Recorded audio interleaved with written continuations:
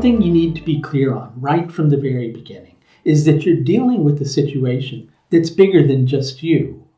And since you're dealing with something that's bigger than just you, you need to be bigger than that inner resistance that you're feeling inside of yourself that's keeping you from committing to taking action. Now, I can hear what you're thinking. You're going, but I'm tired of struggle. Good. So stop struggling, right?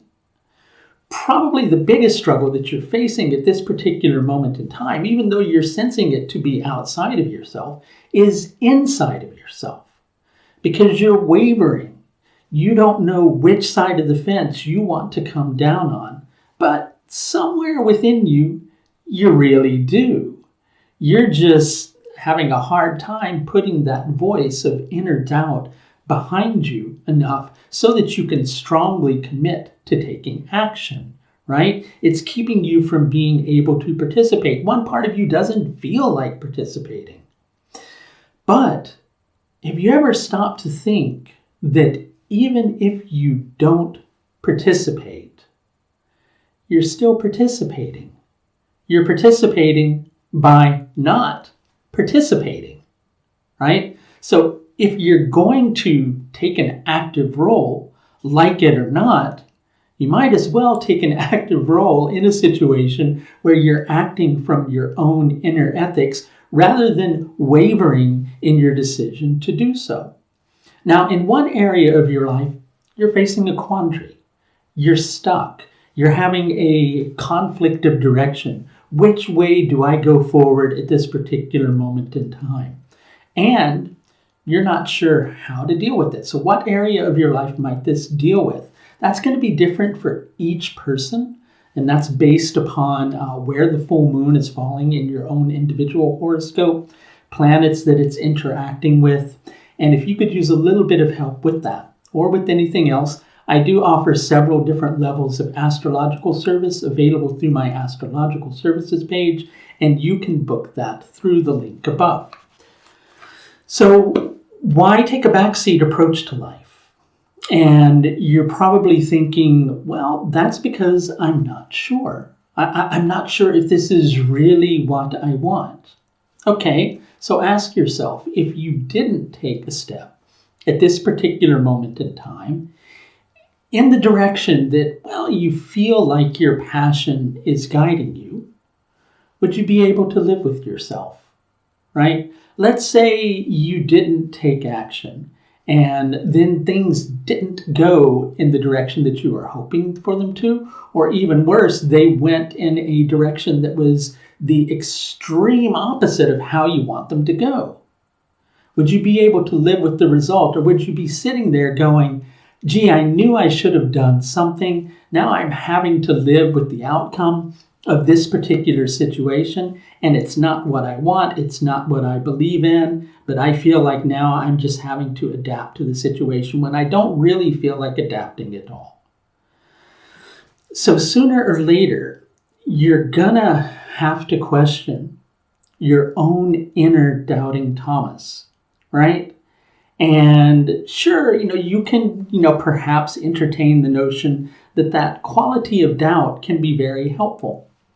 And perhaps it can to a certain extent. It will cause you to question. It will make your mind be critical and look at both sides of the situation. But once you're pretty damn clear about what you should do, if you're still sitting there and you're being critical and you're wavering and you're going, well, I don't know, should I do this or should I do that? Because, what will be thought of me if I take this particular direction? And, how will I be able to, get on with things if I don't just toe the line in relation to something that I don't really want to toe the line about, right? So you're perhaps afraid of the outcome. But what you don't perhaps recognize is that living out of alignment with who you are inside of yourself and what you truly believe in, even if your beliefs go against, half of the world's population, right? If you're living outside of that, you're not being true to yourself. You're not fulfilling your role. You're not here to do precisely what it is that you're here to do because you're ignoring that inner voice inside of yourself. So what I want to tell you at this particular moment in time, as we're dealing with the situation, with the full moon, with a Sun-Saturn alignment, with Mercury and Shravana Nakshatra causing you to question which of the paths you want to take going forward, when the real answer is inside of yourself, if you just put all that mental chatter behind you, this full moon in Magha Nakshatra is telling you, reclaim your power. Reclaim your power. This is bigger than just you. This is something that's going on globally. This particular full moon is going to be setting off a tense angle with the nodes, and that's pretty powerful. This is a pretty powerful moment. It's very personal and it's very transpersonal.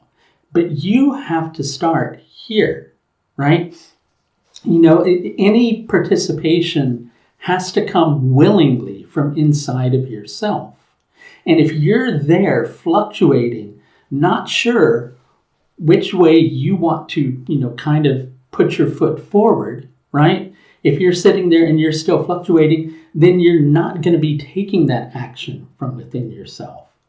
But when you clarify that, when you recognize that you're wavering about something that you're probably pretty damn sure about, right? And when you decide, I'm going to stop wavering and I'm just going to be firm in my resolve with what I really, really want, the struggle stops. That struggle that you don't want to be caught up in, it stops because it's not up here and it's not in here, right? Then any struggle you're caught up in externally is suddenly going to become a lot easier. Stand in your power. Stand in your strength. And watch how the world unfolds in a very different manner all around you.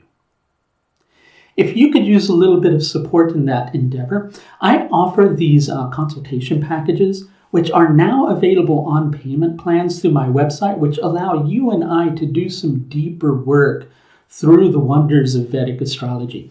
And if you're interested in scheduling one of those in with me, you can do that through my astrological services page, which you will find linked above. That's going to do it for this look at the full moon in Magha Nakshatra, which takes place on the 16th of February, 2022. Until next time, please do take the very best care of yourself. Bye now.